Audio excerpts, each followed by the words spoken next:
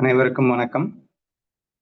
இன்றைக்கு ஏட்டனதர் ஒரு முழுமையான அத்வைத கிரந்தத்தை அத்வைதமாக மாறுவதற்கு கிரந்தத்தில் இருந்து ஒரு சில கேள்விகளை நாம் கேட்டிருக்கின்றோம். அதாவது இங்கே அனைத்தும் ஒன்று ஒன்று என்ற தத்துவம் முழுமையாக நாம் விவாதித்துக் கொண்டிருக்கின்றோம். ஆனால் ஒன்றாய் இருப்பதுவே இங்கு பலவாக தென்படுகிறதே, அது எப்படி தென்பட்டுக் கொண்டிருக்கிறது?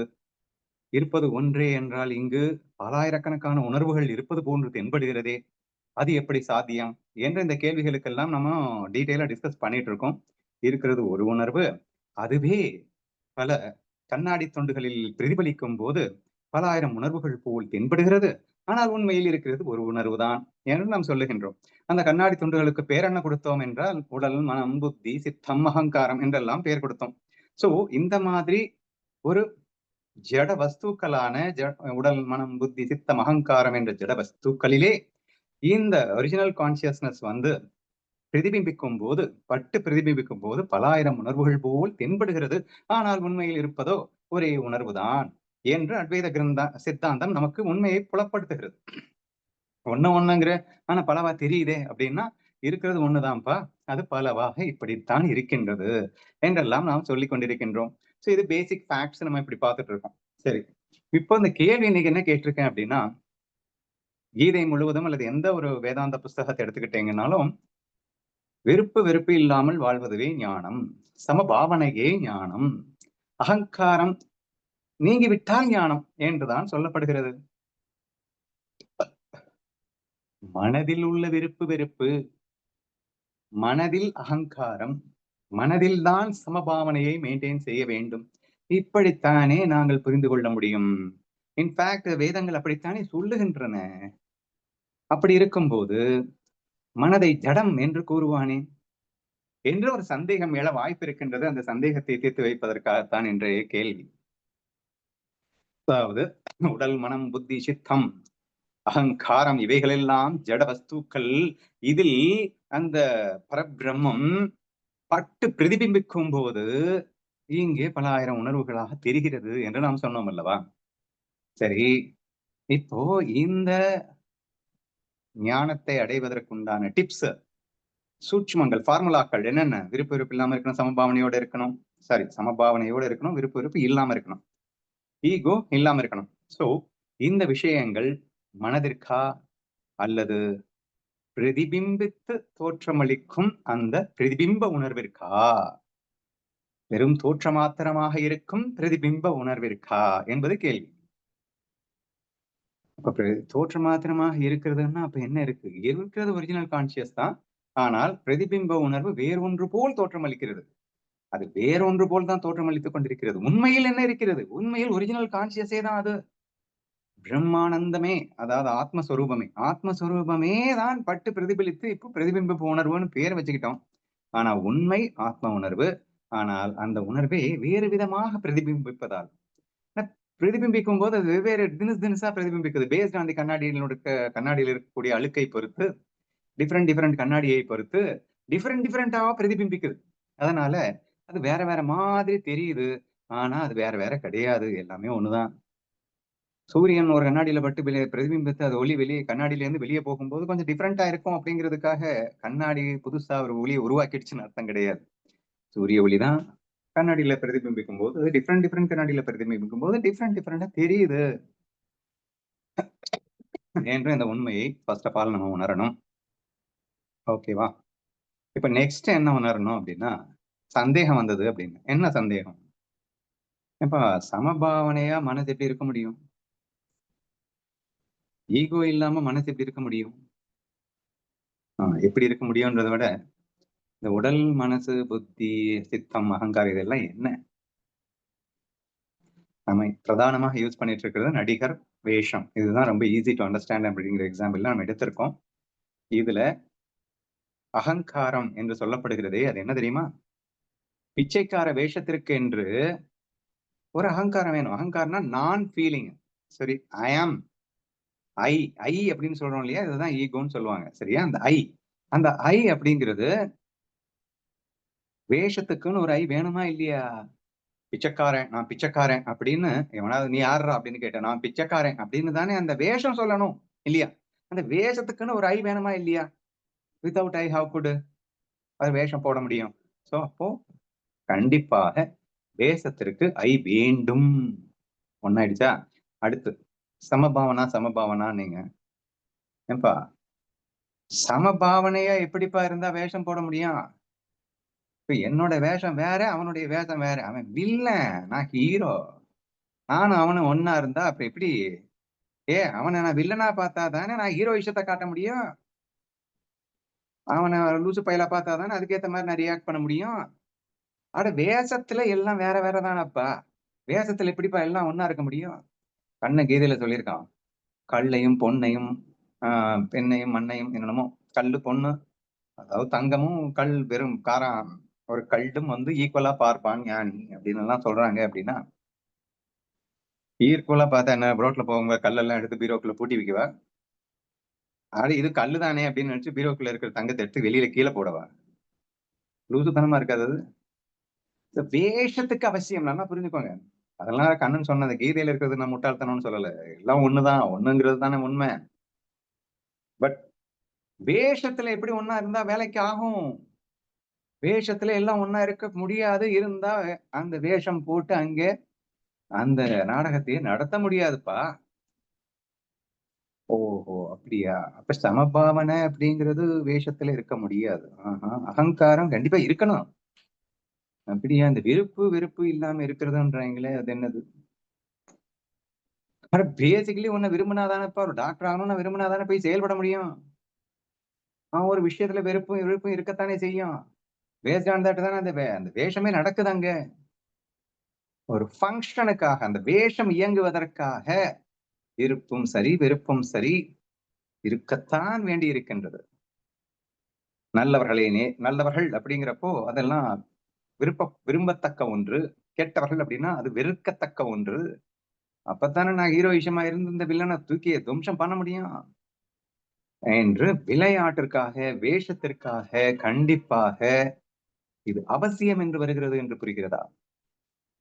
அந்த பேசிஸ்ல இருந்து நான் திங்க் பண்றேன். சரியா? நான் என்ன திங்க் பண்றேன்னா 2 விஷயம். 1 இவைகள் ஜடம் என்றால் ஒரு ஜட பொருட்களை உணர்வுள்ள ஜீவன் தானே. சமபாவனைங்கிறது உணர்வு தானங்க. விருப்பு வெறுப்புங்கிறது உணர்வு தானங்க. ஈகோங்கிறது உணர்வு தானங்க. ஆனா இதெல்லாம் ஜடம்னு சொன்னோம். ஒரு ஜடத்திற்கு எப்படி உணர்வு பொருந்தும்? ஜடத்திற்கு உணர்வு பொருந்தாது. அப்ப ஜடத்துக்கிட்ட இந்த விஷயங்கள் சொல்ல முடியாது, சொல்லவும் கூடாது, சொன்னாலும் பிரயோஜனம் இல்ல.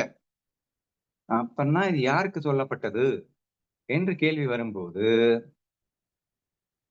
அதில் எது பிரதிபிம்பித்து அவைகள் எல்லாம் உண்மை போல் தோன்றுகிறதோ எவைகள் எல்லாம் இந்த உடலும் மனமும் புத்தியும் அந்த பிச்சைக்கார வேஷம் நிஜமாவே பிச்சைக்காரனா தோற்றம் அளிக்கிறது இல்லையா? அப்போ நான் பிச்சைக்காரன் என்ற ஒரு ஃபீல் வந்தது இல்லையா? அகங்கார உணர்வு. அதாவது அந்த ஐ திங்க் 7th அத்தியாயத்துல 4வது 5வது ஸ்லோகத்துல நான் டீட்டெயில் எக்ஸ்பிளைன் பண்ணியிருந்தேன். மனம், புத்தி, சித்தம், அகங்காரம், பஞ்சபூதங்கள் ஆகிய இந்த 8 வித பிரகிருதிகள், ஜட பிரகிருதிகள் என்று சொல்லியிருப்பார். சரியா? இந்த 8 பிரகிருதியோட ரெஃப்ளெக்டட் கான்சியஸ்னஸ் என்ற ஜீவ பிரகிருதி அது வந்து உள்ள வந்தாதான் இவன் ஜீவன் ஒரு உணர்வோட வெளியே வர்றான். ஜீவ உணர்வு என்பது ஆத்ம உணர்வை விட்டு தனியாக எல்லாம் இல்ல. ஆனா அது இதன் மேல் இந்த ஜட பிரகிருதிகளின் மேல் இவன் உட்காரும் போது இவன் வேறொரு உணர்வு போல காட்சியளிக்கின்றது. ஜீவ உணர்வு என்று ஏதோ அந்த ஆத்ம உணர்வை விட்டு தனியாக ஜீவ உணர்வு ஒண்ணு இருக்கிற மாதிரி பிச்சைக்கார வேஷம் நடிகர் இருக்கான் அப்படின்னா அதுதான் ஆத்ம உணர்வு. அவன் பிச்சைக்கார வேஷம் போட்டு நடிகர் வேற பிச்சைக்காரன் வேற அப்படின்லாம் சொல்ல முடியாது. நடிகர் தான் பிச்சைக்காரன் தான் இருக்கான். ஆனா நடிகருடைய உணர்வாவா இருக்கான்? பிச்சைக்காரன்ற உணர்வுல வேற அப்படியே இது வேற அது வேறங்கிற மாதிரி ஒரு தோற்றத்தை காட்டுகின்றான் இல்லையா? அது சும்மா நாச்சுக்குனாலும் அந்த நடிகர் என்ற ஒரிஜினல் உணர்வு பிச்சைக்காரன் என்ற பொய் உணர்வாக இங்கே தோற்றமளித்துக் கொண்டிருக்கிறது என்பதை எப்படி புரிந்து கொள்கிறோமோ அப்படி புரிஞ்சுக்கணும். ஓகேவா? இப்போ விருப்பு வெறுப்பு இருக்கக்கூடாது. யாருக்கு? நடிகனுக்கு. நீங்க நல்லா புரிஞ்சுக்கோங்க. அந்த படத்துல வில்லன் வேஷம் போட்டவன் கிட்ட விருப்போ வெறுப்போ வில்லனை நிஜமாவே எல்லாம் வெறுக்க கூடாது. சரியா? ஆனா வேஷத்துல வெறுக்கணும், எதிர்க்கணும், சண்டை போடணும், வெறுக்கிற மாதிரி காட்டணும். இதெல்லாம் வேஷத்துல காட்டணும். ஆனா உண்மையில விருப்பு வெறுப்பு இல்லாம இருக்கணும். அப்ப உண்மையில விருப்பு வெறுப்பு இல்லாம இருக்கணும்னு யாருக்கு சொல்றது? நடிகனுக்கு சொல்றது. நடிகன்றது யாரு? ரெஃப்ளெக்டட் கான்சியஸ்னஸ், பிரதிபிம்பித்த உணர்வு. சிதாபாசன் இன்னொரு பேரும் சொல்றோம் அதுக்கு. சரியா? அப்போ நடிகன், வேஷம் அப்படின்னு ஈஸியா பிரிச்சுட்டீங்கன்னா ரொம்ப ஈஸியா நம்மளால அண்டர்ஸ்டாண்ட் பண்ணிக்க முடியும். இங்கே விருப்பு வெறுப்பற்ற தன்மை, சமபாவனை, இந்த விஷயங்கள் எல்லாம் யாருக்கு சொல்லப்பட்டது அப்படின்னா சிதாபாசன் அழைக்கப்படுகின்ற பிரதிபிம்பித்த உணர்வுக்கு சொல்லப்படுகின்றது. என்ற உணர்வுனாலே ஆத்ம உணர்வு மட்டும்தான். ஆனா ஆத்ம உணர்வுக்கு சொல்லப்பட்டது அப்படின்னா அது கேவலமா இருக்கும். ஏன்னா அது சுரூபமே வந்து விருப்பு வெறுப்பு இல்லாம சமபாவனையோட ஆனந்தமா இருக்கிறது தானேங்க. பின்ன அதுக்கு போய் யாராவது சொல்லுவாங்களா? சோ அதுக்கு சொல்ல வேண்டியதில்லை ஆத்ம உணர்வுக்கு. ஆனா அந்த ஆத்ம உணர்வே தான் இந்த உடல் மனம் புத்தி ஆகிய இந்த கண்ணாடியில பட்டு பிரதிபிம்பிக்கும் போது அந்த பிரதிபிம்ப உணர்வுல தான் மறந்து போயிடுச்சு இந்த லூசு. சரியா? இப்ப லூசுத்தனம் யாருக்கு வந்ததுன்னா பிரதிபிம்ப உணர்வுக்கு வந்தது. சித்த சுத்தி தான் பிரதிபிம்ப உணர்வாய் மாறியிருந்தாலும் ஆனால் பிரதிபிம்ப உணர்வாய் இருக்கும் போது சித்த சுத்து தான் நான் என்று மறந்தது எதுன்னா பிரதிபிம்ப உணர்வு தான் மறந்தது. இப்போ அகங்காரம் முன்னில் இருக்கக்கூடாதுன்னு சொன்னாங்க. நான் பிச்சைக்காரன்னு பிரதிபிம்ப உணர்வு நினைக்க கூடாதுங்க. அந்த இந்த வேஷமான அந்த ஜடம் சும்மா நாச்சுக்கும் என்ற அந்த புரிதல் இருக்கணும். அப்ப பேக்ரவுண்ட்ல என்ன இருக்கணும்? நடிகன் எக்ஸாம்பிள் போயிடலாம். ரொம்ப ஈஸியா புரியும். இப்ப நடிகன் வந்து நிஜமாவே வில்லனை வெறுக்க கூடாது. நிஜமாவே கோவப்படக்கூடாது. கோவப்படுற மாதிரி காட்டிக்கணும். வெறுக்கிற மாதிரி காட்டிக்கணும். சோ இது எல்லாமே வேஷம் செய்ய வேண்டும். வேஷ உணர்வுங்கிறது தான் பிரதிபிம்ப உணர்வு. நடிகருடைய உணர்வு என்ன? அது சமபாவனையில தான் இருக்கணும். எல்லாம் ஒண்ணுதானே எல்லாம். இது வெறும் மாய தானே. அப்படின்னு சொல்லிட்டு அது சமபாவனையில தான் இருக்கணும். யாரையும் விரும்பாத, யாரையும் வெறுக்காத சமபாவனையோடு இரு. அகங்காரம் இல்லாமல் இரு அப்படின்னு என்ன அர்த்தம்னா பிச்சைக்காரன் நிஜமாவே நினைச்சு தொலைச்சிடாதடா. நீ சுத்த சத்து சித்து பிரம்மாண்டன்டா. அப்போ அகங்காரம் தான் உன்னை கஷ்டப்படுத்தியதுன்னு என்ன அர்த்தம்? பிரதிபிம்ப உணர்வு தன்னை பிச்சைக்காரன் நினைக்கிறதுக்கு பேர் அகங்காரம். அப்ப பிரதிபிம்ப உணர்வுக்குத்தானே நினைக்குது. அப்ப பிரதிபிம்ப உணர்வுக்குத்தான் அகங்காரம் இல்லாமல் இரு. அகங்காரம்னா என்ன? நான் பிச்சைக்காரன் என்ற அகங்காரம் இல்லாமல் இரு. நான் ஆத்மா என்ற அகங்காரத்தை வேணா வச்சுக்கோ. சரியா? சோ இப்படி யாருக்கு சொல்ல முடியும் என்று நீங்கள் ஆழமாக சிந்தித்து பார்ப்பீர்களேயானால் இது பிரதிபிம்பிக்க உணர்வுக்குத்தான் சொல்லப்படுகிறது. அது உடல் மனம் புத்தி ஆகிய ஜடங்களுக்கு அல்ல என்று புரிந்து கொள்ளப்பட வேண்டும். இத கண்ணன் வந்து டீட்டெயிலா சொல்லியிருக்கலாம்ல கீதையில. கண்ணன் கீதையில பொத்தாம்பொதுவா வந்து உன் மனதை சம நிலையில் நிறுத்து. மனதில் விருப்பு வெறுப்பு இல்லாமல் பார்த்துக்கொள் அப்படின்னு தானே சொன்னான். அப்படின்னா யாருக்கு சொல்லிட்டு இருக்காங்க? உனக்கும் எனக்கும் தானே சொல்லிட்டு இருக்கான். நமக்கு தானங்க சொல்லிட்டு இருக்கான். நம்மெல்லாம் யாரு? நம்மெல்லாம் உண்மையில ஒரிஜினல் கான்சியஸ் ஆத்ம உணர்வாக இருந்த போதும் ஆனால் இந்த உடல் மனம் புத்தி ஆகிய இந்த பிச்சைக்கார வேஷத்திலேயோ அல்லது பணக்கார வேஷத்திலேயோ விழுந்ததுக்கு அப்புறம் இது வெறும் வேஷம் என்பதை மறந்து பிரதிபிம்பிக்கின்ற உணர்வு என்ன ஆயிடுச்சுன்னா அதுவே நான் என்று நினைத்துக் கொண்டது. எப்ப இந்த பிரதிபிம்ப உணர்வு உடல் மனம் புத்தியை நான் என்று நினைத்து விட்டதோ அப்போ ரெண்டும் வேற வேறையே கிடையாது. யாருக்கு? அஞ்ஞானிக்கு. ஒன்னாயிடுச்சு அஞ்ஞானிகளுக்கு, நமக்கெல்லாம். அப்போ என்ன பார்த்து ஏன்னா மனசுல பிரதிபிம்ப உணர்வு அதுவே நான் நினைச்சுக்கிட்டு இருக்கு. அப்போ மனசுகிட்ட சமபாவனையில இரு அப்படின்னு சொன்னா கூட அது யாருகிட்ட பேசுற மாதிரி அர்த்தம்? பிரதிபிம்ப உணர்வுகிட்ட தான் பேசுற மாதிரி அர்த்தம். அதுதான் பின்னி பிணைஞ்சு போய் அது கூட தான் உட்கார்ந்துருக்கு. சோ உணர்வு பிரதிபிம்ப உணர்வுக்கு மட்டும்தான் இருக்கு. அது மனசுன்னு தானா தப்பா புரிஞ்சிட்டு இருக்கு. அந்த தப்பா புரிந்து கொண்டிருக்கின்ற அந்த பிரதிபிம்பத்த உணர்வுகிட்ட தான் நீ பேசுற. எதுகிட்ட பேசினாலும், மனசுகிட்ட பேசினாலும், உடல்கிட்ட பேசினாலும், புத்திட்ட பேசினாலும், உண்மையில யார்கிட்ட பேசிட்டு இருக்கேன்னா பிரதிபிம்ப உணர்வுகிட்ட தான் பேசிட்டு இருக்க. ஒண்ணும் இல்லைங்க. சிம்பிளா புரிய வைக்கலாம். உடம்ப பார்த்து தான் பேசுறேன். நான் உடம்ப பார்த்து பேசுறேன். நான் உடம்புகிட்டயா பேசிட்டு இருக்கேன்? உன் மனசுகிட்ட தானே பேசிட்டு இருக்கேன் அப்படின்னு நீங்க சொல்லுவீங்கல்ல. நான் உடம்பை பார்த்து பேசினாலும் உண்மையில் நான் பேசுவது அவர்கள் மனதிடத்தில் அப்படின்னு அந்த மாதிரி உன் மனசுகிட்ட பேசினாலும் உண்மையில் நான் பேசுவது அந்த மனசோடு ஒட்டி பின்னி பிணைந்திருக்கின்ற சிதாபாசிடத்தில் என்று நாம் புரிந்து கொள்ள வேண்டும். ஏன்னா ஒன்னா சிக்கிட்டு இருக்கிறதுனால இங்க சொன்னா அது ஆட்டோமேட்டிக்கா அங்க சொன்ன மாதிரிதான் என்ற உணர்வை நீங்கள் புரிந்து கொண்டீர்கள் என்றால் இதில் ஐயப்படுவதற்கு எதுவும் இல்லை என்று புரிந்து கொள்ளலாம். சரியா? சோ பேசிக்கலி இப்ப ஃபைனலா என்னுடைய ஆன்சர் ஒண்ணுமே இல்ல. இந்த விஷயங்கள் எல்லாம் சிதாபாஸ் என்று அழைக்கப்படுகின்ற பிரதிபிம்ப உணர்வுக்கே சேருமே தவிர உண்மையில் ஜடங்களாகிய இதற்கு பொருந்தாது ஆனால் கண்ணன் கீதையில் கூறியதற்கு காரணம் அஞ்ஞானிகளுக்கு அது இரண்டும் ஒன்றாய் இருக்கின்ற காரணத்தினால் ஆட்டோமேட்டிக்காக அப்படி சொன்னாலும் எந்த குழப்பமும் நேரிடப் போவதில்லை என்பதால் அது சொல்லப்பட்டது என்று புரிந்து கொள்ள வேண்டும். பின்ன எதுக்கு இவ்வளவு நேரம் நீ உட்கார்ந்து எக்ஸ்பிளைன் பண்ணிட்டு இருக்க அப்படின்னு கேட்கலாம்.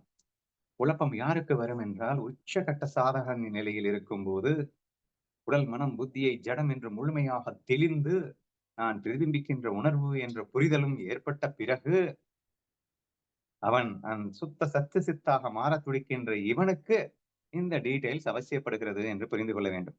பிகினிங்ல நார்மலா யார்கிட்ட வேணா நீங்க வந்து சமபாவனை மனசை சமபாவனையில வச்சுக்கோன்னு சொன்னா தப்பு ஒன்றும் கிடையாது. சரியா?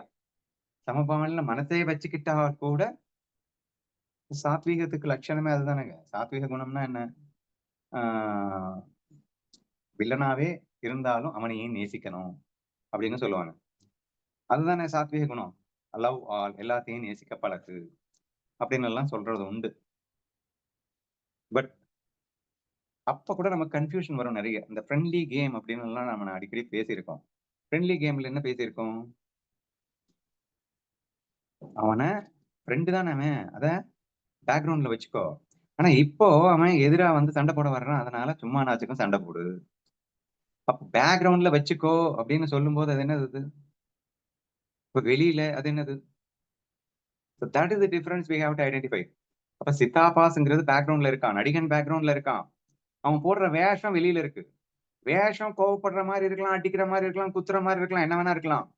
ஆனா பேக்ரவுண்ட்ல இருக்கக்கூடிய அந்த சித்தாபாஸ் என்று அழைக்கப்படுகின்ற பிரதிபிம்ப உணர்வுல ஒன்னஸ் ஃபீல் தான் இருக்கணும். இருந்தாதான் நான் ஆத்ம உணர்வுக்கு போக முடியும். நீ இதுல போய் சிக்கிட்டு இருந்தேன்னா நீ ஆத்ம உணர்வுக்கு எங்க போறது என்ற அந்த உண்மை உங்களுக்கு புரிந்து கொள்ளப்பட வேண்டும். சரியா? அதே மாதிரி இன்னொரு கிருஷ்ணா ஃபீல் அப்படின்னு சொல்லி அடிக்கடி பேசியிருக்கோம். அதுல கோர் ரோல் கான்செப்ட் நம்ம வந்து இன்ட்ரடியூஸ் பண்ணியிருக்கோம். அதனது கோர், அதனது ரோல் அப்படின்னு கேட்டீங்கன்னா, அனைவரும் கோர்ல அப்படின்னா மையம். மையத்துல பாத்தீங்கன்னா எல்லாருமே ஒரே வஸ்து தான், ஆத்ம வஸ்து தான். அப்போ மையத்தில் கண்ணனாக பாரு, கோர்ல கண்ணனா பாருங்க. ரோல்ல அப்படின்னா அதே கண்ணன் ஆயிரம் ஆயிரம் வேஷத்தில் வருகின்றான். வேஷத்துல நீங்க உயர்வு, தாழ்வு, கல்ல கல்லா தான் பார்க்கணும், தங்கத்தை தங்கமா தான் பார்க்கணும் ரோல்ல. சரியா? ஆனா கோர்ல கல்லா இருக்கிறதும் கண்ணன் தான், தங்கமா இருக்கிறதும் கண்ணன் தான் சேர்ந்து பார்க்கணும். அப்படிதானே சொல்லியிருக்கோம் நம்ம. இப்ப வில்லன் வேஷத்தையும் ஹீரோ வேஷத்தையும் ஒன்னா பார்க்கணும். எதுல? கண்ணன் எனக்காக வில்லன் வேஷத்தில் வந்திருக்கின்றான், கண்ணன் எனக்காக ஹீரோ வேஷத்துல வந்திருக்கான் அப்படின்னு கோர்ல பார்க்கணும். ஆனா ரோல்ல நீ வில்லனுக்கு எதிராகத்தான் செயல்படணும் அப்படின்னு எல்லாம் சொல்லியிருக்கோம். சரியா? சோ இந்த விஷயமும் ரொம்ப ஈஸியா புரியுது பாருங்க. இப்ப அந்த கோருங்கிறது வேற ஒண்ணுமே இல்ல. உன் பிரதிபிம்ப உணர்வு, உன் ஆத்ம உணர்வு. ரோல்ங்கிறது உடல் மனம் புத்தியாகிய வேஷம்.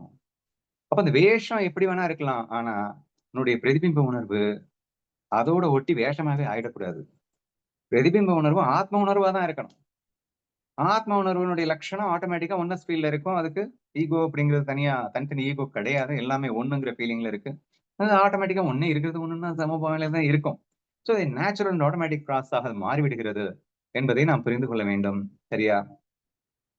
சோ ஆல் அபவுட் இதனுடைய இம்பார்ட்டன்ஸ் என்ன, இதனுடைய அட்வான்டேஜ் என்ன அப்படின்னு கேட்டீங்கன்னா, இந்த பிரிக்கிறோம் இல்லையா, இந்த உடல் மனம் புத்தி நான் அல்ல, இது வேஷம், நான் வந்து சிதாபாஸ், நான் வந்து ஆத்ம உணர்வு, நான் வந்து பிரதிபிம்பிக்கின்ற உணர்வு என்று ஆத்ம உணர்வும் பிரதிபிம்பிக்கின்ற உணர்வும் வேறு வேறாக இருந்துவிட சான்ஸே இல்லை. அதுதான் இது.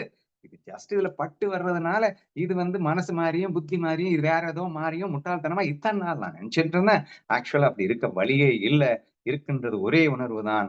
அப்போ பிரதிபிம்ப உணர்வு மனசோடு ஒட்டியதன் விளைவாக, வேஷத்தோடு ஒட்டியதன் விளைவாக அந்த வேஷத்திற்கே உரித்தான ஈகோ, விருப்பு வெறுப்பு எல்லாமே இந்த பிரதிபிம்ப உணர்வுக்கு வந்து தொலைச்சிருச்சு. அதனால ஆத்ம உணர்வை மறந்துருச்சு.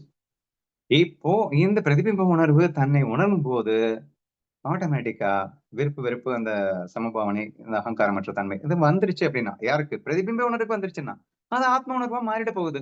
சரியா? It is such a simple factor என்பதை நாம் புரிந்து கொள்ள வேண்டும் என்பதற்காக இந்த கேள்வியை கேட்டிருந்தேன்.